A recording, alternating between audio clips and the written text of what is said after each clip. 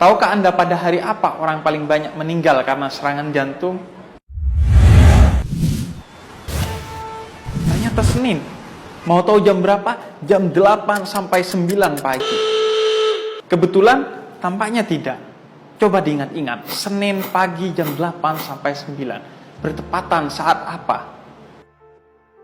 Ya benar, bertepatan saat kebanyakan orang mengawali kerja awal pekan setelah libur weekend. Apa hubungannya? Jawabannya simpel. Stres bekerja. Deadline yang mengejar, target yang jadi momok, bos yang tak ramah, teman kantor yang menyebalkan, berkas yang menumpuk, dan lain sebagainya. Terus seperti itu setiap hari. Tanpa disadari, kerja membunuh kita. Ya, kerja membunuh kita. Padahal kita bekerja untuk menyambung hidup. Ironi bukan? Sesuatu yang kita niatkan untuk menyambung hidup justru menjadi sebab kematian kita. Seperti lingkaran setan.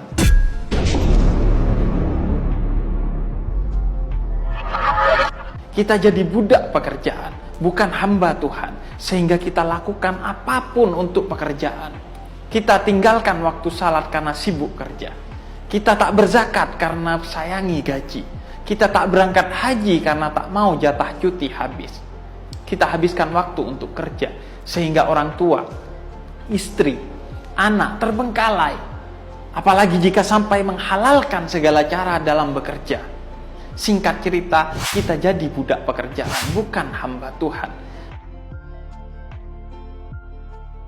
Seperti ironi yang lain, sebagaimana banyaknya sekarang dari kita yang digenggam oleh handphone, bukan lagi menggenggamnya. Akhirnya kita jadi cinta dunia, bukan cinta akhirat di mana dunia hanya jembatan menuju itu. Kita meyakini rezeki di tangan bos, bukan di tangan Tuhan di mana bos hanya perantara saja. Cita-cita kita menjadi kaya, bukan menikmati hidup dan menjamin selamat di akhirat. Akhirnya, kekayaan justru membuat kita hancur.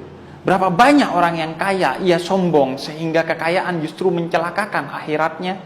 Berapa banyak orang yang ketika kaya, namun tak bisa menikmati uangnya untuk sekedar makan makanan lezat. Tentu bukan karena tak mampu membeli makanan selezat apapun, melainkan karena tak diperbolehkan oleh dokter karena kerja. Membuat kita sakit ini dan itu yang akhirnya dilarang makan ini dan itu yang lezat-lezat. Akhirnya, uang justru kita habiskan untuk ke dokter. Mencari kesehatan yang dulu kita punya saat belum kaya. Waktu kita habis untuk kerja. Anehnya, ketika ditanya bekerja untuk siapa? Jawabannya untuk anak dan istri. Tapi, ironisnya kita berangkat saat anak masih tidur dan pulang kerja ketika anak sudah tidur. Jadi sebenarnya kita bukan bekerja untuk anak dan istri, tapi bekerja untuk pekerjaan itu sendiri. Benar sekali kata Buya Hamka. Kalau kerja sekedar kerja, kera juga bekerja. Lalu apa solusinya? Bagaimana memutus lingkaran setan ini? Jawabannya, mengubah persepsi kita tentang kerja. Wisataku adalah bekerja, kata Sayyidina Ali. Wisata adalah bekerja, bagaimana bisa? Ya, karena ia berperspektif zuhud. Apa itu zuhud? Zuhud bukan anti dunia, tapi meletakkan dunia secara proporsional.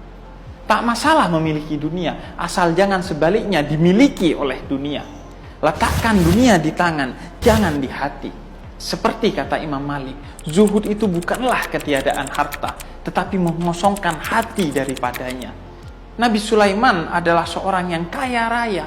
Sayyidah Khadijah, istri Nabi Muhammad, adalah saudagar kaya. Apa prinsip yang mereka pegang? Simpel saja, ada disyukuri, tak ada disabari. Karena dunia ibarat air laut. Semakin kita meminumnya, semakin kita haus.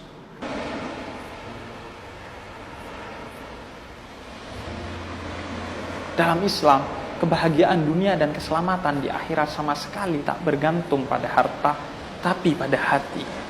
Hatilah harta terbesar kita. Kerugian terbesar adalah ketika kita kehilangan hati.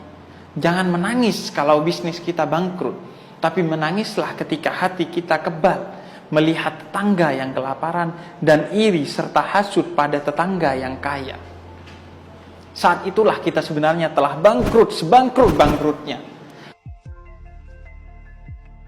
Tahukah kalian siapa orang yang bangkrut? Tanya Nabi kepada para sahabatnya suatu hari. Mereka yang tidak mempunyai harta, wahai Nabi? Jawab mereka, para sahabat Nabi, tidak, kata Nabi, bukan itu. Tapi salah satunya, kata Nabi, adalah mereka yang kaya tapi hasil dari memakan harta orang lain dan justru sombong karena kekayaannya, bukan justru membagikannya. Dengan zuhud, kita tak jadi budak dunia, tapi sebaliknya, dunia yang jadi budak kita untuk bahagia di dunia dan akhirat. Yang kita cari adalah rezeki, bukan uang. Rezeki itu tak tergantung pada sedikit banyaknya uang. Betapa banyak orang yang kita anggap miskin tapi bahagia hidupnya bersama orang-orang yang mereka kasihi. Juga sebaliknya, berapa banyak orang yang super kaya, konglomerat, tapi hidupnya sengsara. Zuhud mengubah pola pandang kita tentang dunia. Yang kaya bukan yang punya uang banyak, tapi yang hatinya selalu merasa cukup.